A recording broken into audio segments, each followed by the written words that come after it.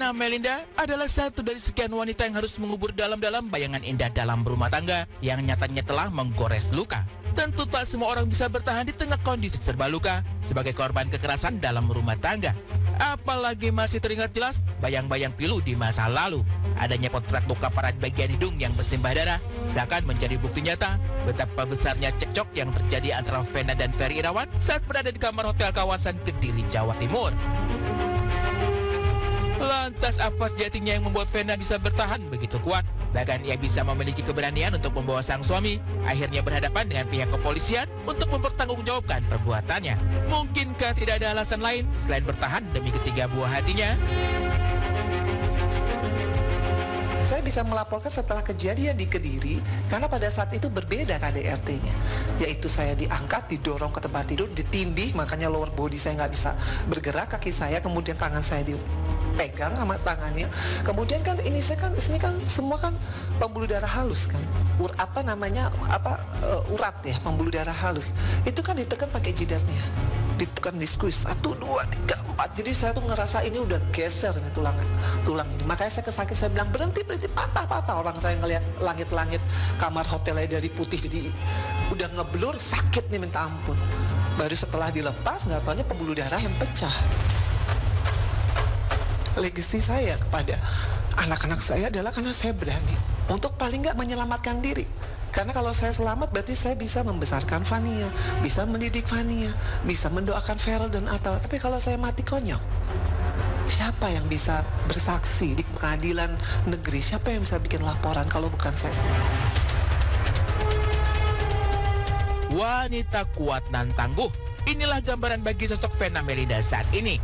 Tak peduli seberapa besar luka yang ia dapatkan, baik secara fisik maupun psikis. Inilah yang membuatnya tak berpikir dua kali untuk menempuh jalan panjang mencari keadilan, mulai dari sidang KDRT hingga berujung sidang perceraian. Inilah titik awal terjadinya gelombang persoalan yang menerjang silih berganti. Babak demi babak dilalui, namun tampaknya Ferry pun tak mau kalah dengan lantang membela diri dan membantah seluruh tudingan kekerasan yang dilakukannya. Bahkan sang ibunda Ferry Irawan pun seolah ikut berada di garda terdepan untuk ikut membela putranya. Pertama saya mengucapkan innalillahi wa inna ilaihi raji'un terhadap kehadiran yang telah mati. Kenapa selama ini saya tidak pernah berkomentar? Karena sejak detik kalau saya berkomentar atau memberikan statement hanyalah aib rumah tangga yang akan saya bukan. Yang pertama. Di situ saya sadar bahwa urusan saya adalah kepada yang bersangkutan. Karena yang bersangkutan ini bukan di bawah umur loh. Pria dewasa yang punya tanggung jawab. Jadi saya tetap fokus sama yang bersangkutan. Kalau yang namanya family itu dalam rumah tangga itu hal yang berbeda ya Mbak. Kalau kita punya suami, kita fokus sama suami kita aja. Selama dia tidak jujur kepada family-nya, kepada keluarganya, wajar kalau keluarganya misperception, salah sangka. Ya orang dewasa yang dianggap bisa punya tanggung jawab, bisa jadi imam yang baik, tapi dia tidak berkata jujur. Dan itu bukan kewenangan saya lagi, itu hak. Tapi kan kita ada Allah. Singkatnya, perjalanan menempuh hukum dari kasus KDRT ini setidaknya membawa titik terang bagi Vena Melinda. Ferry Irawan pun harus menerima kenyataan pahit. Ia dinyatakan bersalah oleh majelis hakim atas kasus kekerasan dalam rumah tangga dan divonis 1 tahun penjara.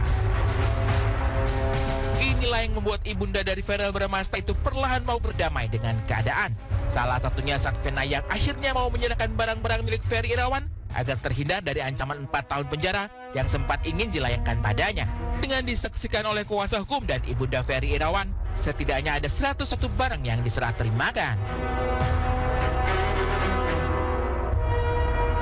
Bahwa saya terancam 4 tahun penjara kalau tidak mengembalikan barang-barang. Pada saat itu saya masih trauma, masih pesakitan, masih bingung, masih fokus ke kasus KDRT. Tapi kemudian saya langsung berpikir, apa ya barang-barang yang bisa membuat saya terancam 4 tahun. Akhirnya saya kumpulkan barang-barangnya, barang-barang pribadi, semua surat-surat penting itu saya kembalikan, saya bungkus rapi, semua saya rapikan. Tapi saya menunggu surat kuasa. Adanya proses yang perlahan bisa dilewati tentu saja membuat Vena akhirnya merasa lega. Bahkan dari kasus ini, ia juga menemukan sebuah hikmah mendalam. terutama soal pentingnya memiliki keberanian buka suara untuk mendapat keadilan bagi seluruh korban kekerasan dalam rumah tangga. Tak sadar, kini Vena menjelma menjadi wanita kuat yang berhasil menjadi inspirasi banyak wanita di luar sana. Alhamdulillah ya, kalau sekarang itu kan step by step sudah clear ya mengenai kasus KDRT, vonis dari Pengadilan Negeri Kota Kediri, sudah ada vonis bagi yang bersangkutan, hukumannya 1 tahun untuk KDRT. Tapi saya selalu ingat karena apa yang saya alami ini kisah yang buat saya harus jadi pembelajaran semua perempuan Indonesia.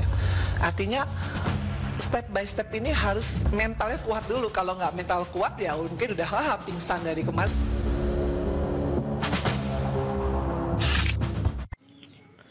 Buah durian lokal asli, durian Petruk.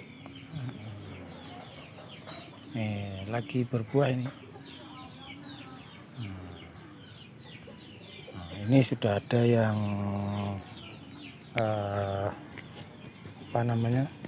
sudah jadi buah, agak lumayan tuh.